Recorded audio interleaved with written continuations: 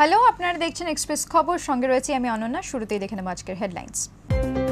Express খবর brought you by SPS group of industries. অন্ধ্রপ্রদেশের পূর্ব গোদাবরী জেলায় গেইলের পাইপলাইনে বিস্ফোরণের ঘটনায় মৃত্যু হল 7 জনের। ঘটনায় গুরুতর জখম কমপক্ষে 20 জন। ঘটনায় দুঃখ প্রকাশ নরেন্দ্র মোদী। দক্ষিণ 24 পরগনার সোনারপুর থানার রথতলা এলাকায় গাড়ির ধাক্কায় মৃত্যু সাইকেল আরোহী, গাড়ির চালক পলাতক।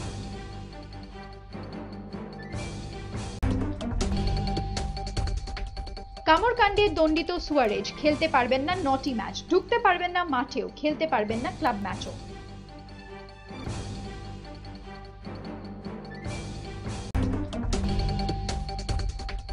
রাশিয়ার সাথে ম্যাচ ড্র ইতিহাস সৃষ্টি করল আলজেরিয়া। বিশ্বকাপের ইতিহাসে এই প্রথমবার দ্বিতীয় রাউন্ডে উঠল আলজেরিয়া। দ্বিতীয় পর্বে আলজেরিয়ার প্রতিপক্ষ জার্মানি।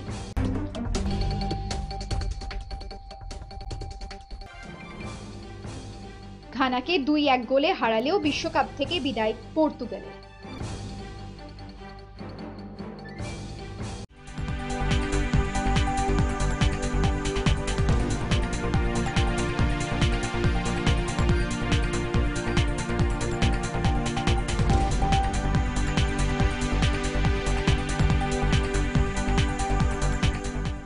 বাংলাদেশের প্রধানমন্ত্রী শেখ হাসিনার সঙ্গে সৌজন্যমূলক সাক্ষাৎ করলেন সুষমা স্বরাজ। তাকে ভারতে আসার আমন্ত্রণও জানালেন।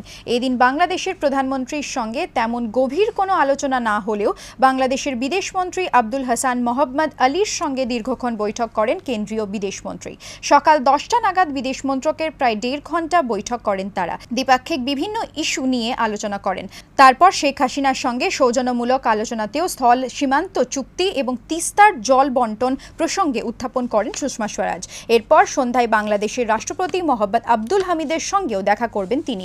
দু দেশের বিভিন্ন ইস্যু নিয়ে আলোচনা করলেও সুষমা স্বরাজের এই সফর ঘিরে তেমন কোনো প্রত্যাশা করা যাবে না বলে সূত্রের খবর। বাংলাদেশের প্রশাসক ছাড়াও সুষমা স্বরাজের বিরোধী দলগুলির নেতাদের সঙ্গেও সাক্ষাৎ করবেন।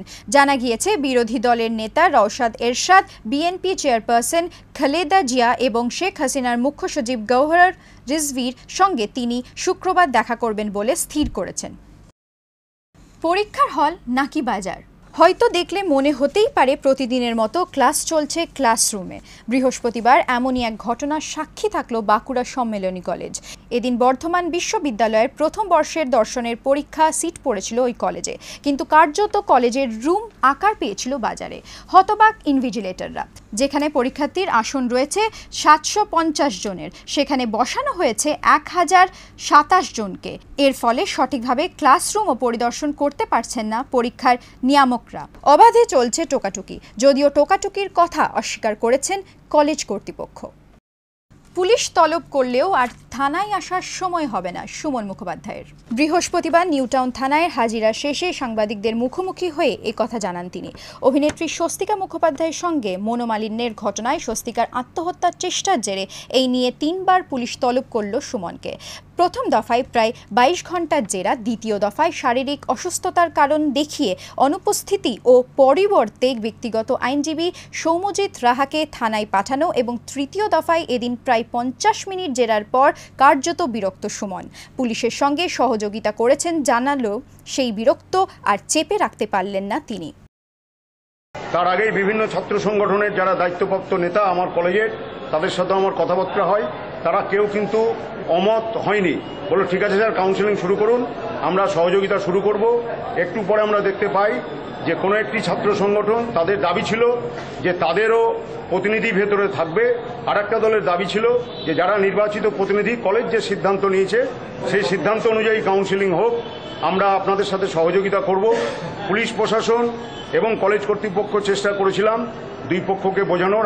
বিজেপির উত্থানে তৃণমূলের হাঁটু কাঁপতে শুরু করেছে, তাই সিপিএম এবং কংগ্রেসের সঙ্গে ষড়যন্ত্র করে বিজেপিকে রোখার চেষ্টা করছে তৃণমূল। বাঁকুড়ার খাতড়া ও বিষ্ণুপুর মহকুমায় আক্রান্ত দলীয় কর্মী সমর্থকদের দেখা করে এমনই মন্তব্য করলেন বিজেপি নেতা তথাগত রায়। মুখ্যমন্ত্রীকে কড়া হুঁশিয়ারিও দেন তিনি। সেটা হলো যে বিজেপির উত্থানে তৃণমূলের হাঁটু কাঁপতে আরম্ভ করেছে। দিদি পর্যন্ত সবাই একেবারে সন্ত্রস্ত। দিদি এখন সিপিএম এর সাথে ষড়যন্ত্র করছেন কি করে বিজেপিকে রোকা যায়, কংগ্রেসের সাথে ষড়যন্ত্র করছেন কি করে বিজেপিকে রোকা যায়, কিন্তু রুখতে পারবেন না দিদি। সিপিএমও যেরকম করে টিকতে পারেনি, আপনি সিপিএম এর মেধাবী ছাত্রী এরকম করে টিকতে পারবেন না। আপনি দিন গুনতে থাকুন, আপনাকে যেতে হবে। ততদিন আমাদের অনুরোধ, আপনি এই গুন্ডামিটা থেকে আপনার গুন্ডাদের বিরত থাকতে বলুন, কারণ সেটা যদি না করেন তাহলে এর মাসুল আপনি চলে যাবার পর আপনাকে দিতেই হবে। অজানা জ্বরে আক্রান্ত হয়ে মৃত্যু হলো একজনের, চিকিৎসাধীন অন্তত 15। দক্ষিণ দিনাজপুর জেলার বালুরঘাটে হিলি ও কুমারগঞ্জ ব্লকের বেশ কয়েকটি গ্রামে শিশু কিশোরদের কয়েকদিন ধরেই ওই অজানা জ্বরে আক্রান্ত। গত 23শে জুন আক্রান্তরা জেলা সদর হাসপাতালে ভর্তি হয়। তাদের মধ্যে ইতিমধ্যে একজনের মৃত্যু হয়েছে। জেলা স্বাস্থ্য দফতরের সূত্রের খবর, আক্রান্ত রোগীদের রক্তের নমুনা সংগ্রহ করে পরীক্ষার জন্য পাঠানো হয়েছে। এছাড়াও আক্রান্ত গ্রামগুলিতে সচেতনতা শিবির এবং প্রচার অভিযানে চালানো হচ্ছে বলে জানিয়েছেন সিপিএম এইচ কাজল কুমার মণ্ডল। সতর্কতা ব্যবস্থা আমরা নিয়েছি, ইতিমধ্যেই একজন মারা গেছেন দুঃখজনক। তো যারা হাসপাতালে ভর্তি আছেন তাদের মধ্যে আমরা রক্তের স্যাম্পল কলকাতায় পাঠিয়েছি। এই মুহূর্তে জাপানিজ এনকেফালাইটিস আমি নিশ্চিতভাবে বলছি না, তবে ফলন দেখে মনে হচ্ছে এটা এক ধরনের এনকেফালাইটিস। রক্তের রিপোর্ট পাওয়ার পর আমরা নিশ্চিত হব যে এটা জাপানিজ এনকেফালাইটিস না অন্য কোনো এনকেফালাইটিস। তো কম বয়সী বাচ্চারাই আমাদের আক্রান্ত হয়েছে। আনুষ্ঠানিকভাবে মুখ্যমন্ত্রী মমতা বন্দ্যোপাধ্যায় বুধবার আলিপুরদুয়ারকে রাজ্যের 20তম জেলা হিসেবে স্বীকৃতি দেন। এই খবরে অকাল হোলির আনন্দে মাতল নতুন জেলার সাধারণ মানুষ। তবে মুখ্যমন্ত্রী নজরুল বিশ্ববিদ্যালয়ের উদ্বোধনী অনুষ্ঠানের এসে নতুন জেলা হিসেবে আসানসোল দুর্গাপুরের নামও প্রস্তাবিত করেন। তবে এখনও কেন বঞ্চিত এই দুই শিল্পনগর, কি বলছেন সাধারণ মানুষ, শুনবো তাদের মুখ থেকেই। আমরা আশা করেছিলাম যে আসানসোল জেলা হবে। মাননীয় মুখ্যমন্ত্রী আসানসোলে যখন এসেছিলেন তখন ঘোষণা করেছিলেন যে শীঘ্রই আসানসোলকে জেলা করা হবে, কিন্তু যখন আলিপুরদুয়ার জেলা করা হলো তখন দেখলাম আসানসোল হলো না। আমরা আশা করব যে আগামী দিনে আসানসোলকে জেলা করা হবে। তো শুনেছিলাম অনেকদিন আগে যে আমাদের এই আসানসোল জেলায় পরিণত হচ্ছে। খুশি হয়েছিলাম যে আলাদা করে জেলা হলে আমাদের খেলাধুলার মান অনেকটাই বাড়বে, যে নতুন নতুন যারা উদীয়মান ছেলেরা আছে তারা উঠে আসবে। এখান থেকে আমরা জেলা থেকে রাজ্য থেকে ন্যাশনাল স্তরে আমরা খেলোয়াড়দের পাঠাতে পারবো। শুধু খেলা নয়, খেলার বাইরেও সামাজিক স্তরেও আমাদের এই আসানসোল যদি জেলা হতো আমরা অনেকটা উপকৃত হতাম। কিন্তু সত্যি কথা বলতে কি আমরা হতাশ। বলতে কি পরিকাঠামো সমস্তই রয়েছে, ইনফ্রাস্ট্রাকচার যে নেই তা তো নয়, পরিকাঠামো সমস্তই রয়েছে এবং জায়গারও খুব একটা অভাব নেই আসানসোল দুর্গাপুর জেলা হওয়ার ক্ষেত্রে। কাজে বাধা যদি কিছু থেকে থাকে সেটা যত তাড়াতাড়ি সম্ভব সেটাকে একটা সমাধান করে যত তাড়াতাড়ি সম্ভব যদি কাজটা এগোনো যায়, বোধহয় সেটাই সকলেই চাইবেন। খুব খুশির ও আনন্দের কথা কি পশ্চিমবঙ্গে আরেকটা নতুন জেলা ঘোষিত হচ্ছে। তার সঙ্গে আসানসোলবাসীকে भी আশা আছে কি খুব শীঘ্রই আসানসোল জেলা ঘোষিত হবে। আগে আসানসোল এবং দুর্গাপুর কমিশনারেট করা হয়, তারপরে দেখেছি কি এখন লোকসভার ইলেকশন হয়। আসানসোলের জনগণকে ছিল ইলেকশনের আগে জেলা হবে। আমরা তো অনেকদিন থেকে শুনে আসছিলাম যে আসানসোল দুর্গাপুরটা মিলিয়ে একটা জেলা করা হবে, কিন্তু আলিপুরদুয়ার হয়ে যাওয়াতে আমরা খানিকটা সারপ্রাইজ আর হতাশও খানিকটা। কারণ আমরা ভেবেছিলাম দিদি 2013-তে নজরুল বিশ্ববিদ্যালয়ে করতে এসে বলে গেছিলেন যে আমাদের এটা জেলা ঘোষণা করা হবে, কিন্তু কেন জানি না আলিপুরদুয়ার আগে হয়ে গেল, আমরা পেলাম না, আমরা বঞ্চিত মনে হচ্ছে আর কি। সময় একটা ছোট্ট বিরতি, বিরতির পর থাকছে আরো অন্য খবর, সঙ্গে থাকুন।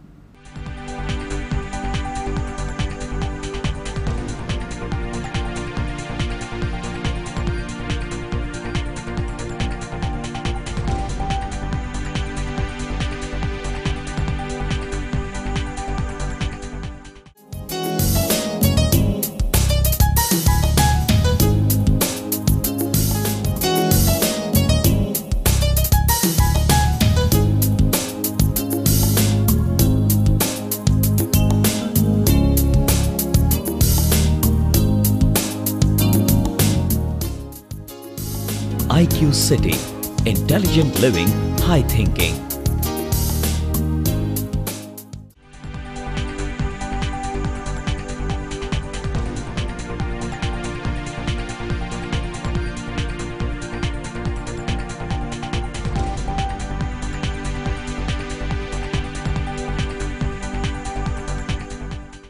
ফিরে এলাম বিরতির পর। বাড়ির সামনের রাস্তায় কুকুরকে খেতে দেওয়াকে কেন্দ্র করে বচসা এবং তার জেরে খুন হলেন এক ব্যক্তি। ঘটনায় অভিযুক্তকে গ্রেফতার করেছে পুলিশ। ধৃতকে বৃহস্পতিবার আদালতে তোলা হয়। মৃত ব্যক্তির নাম বানেশ্বর সাউ। মৃতের স্ত্রী বিনা সাউ জানিয়েছেন, রোজকার মতো বুধবার রাতেও খাওয়ার শেষে কুকুরকে খেতে দিয়েছিলেন তার স্বামী। ওই সময় প্রতিবেশী যুবক শম্ভু বাগ মদ্যপ অবস্থায় তাকে গালিগালাজ করতে থাকে। প্রতিবেশীরা জানিয়েছেন, রাস্তায় কেন কুকুরদের খেতে দেওয়া হচ্ছে তাই নিয়ে বিতণ্ডা শুরু হয় দুজনের। বচসা বাড়তেই হঠাৎ অভিযুক্ত যুবক পিছন থেকে ভারী জিনিস দিয়ে বানেশ্বর বাবুকে মাথায় আঘাত করলে তিনি রক্তাক্ত অবস্থায় পড়ে যান। ঘটনাস্থলেই মৃত্যু হয় বানেশ্বর বাবুর।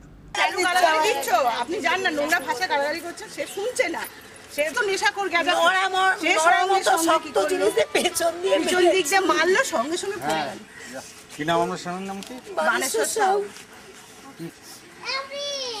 হসপিটালে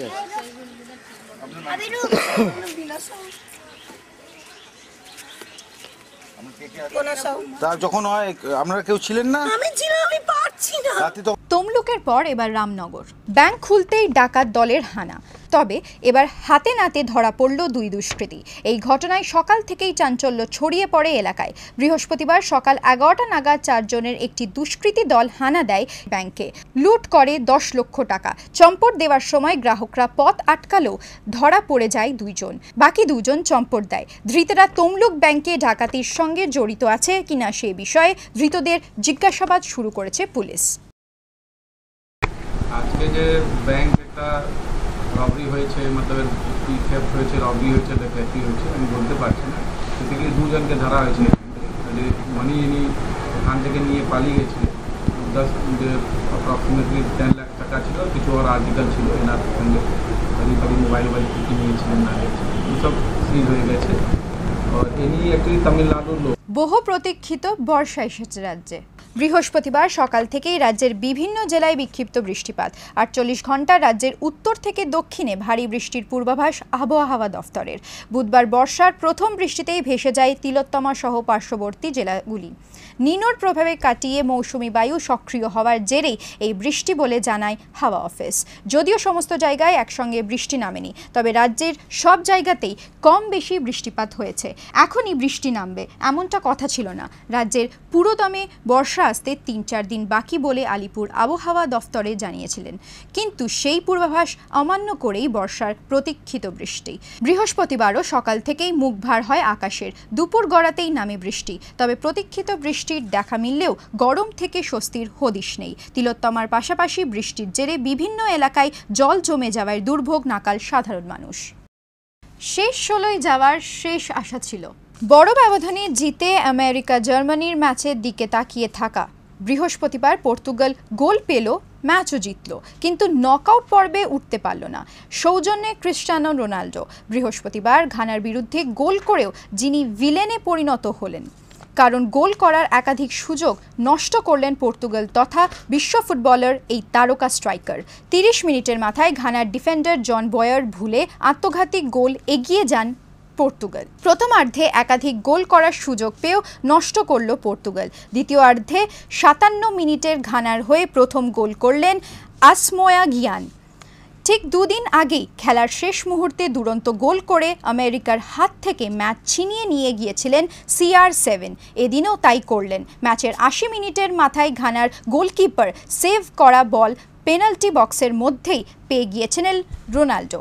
বাঁ পায়ের ক্ষিপ্র শটে ঘানার গোলে বল জড়ালেন তিনি। তবে এদিন জিতলেও হার মানতে হলো পর্তুগিজদের। জার্মানির কাছে প্রথম ম্যাচে 4-0 গোলে হারের ফলে গোলের সংখ্যা বিচারে পিছিয়ে থাকায় কার্যত আমেরিকার কাছে হেরেই বিশ্বকাপ অভিযান শেষ করতে হলো পর্তুগালকে। এক্সপ্রেস খবর আপাতত এই পর্যন্ত। দেখতে থাকুন এক্সপ্রেস নিউজ। খবর নেয়, খবর দেয়।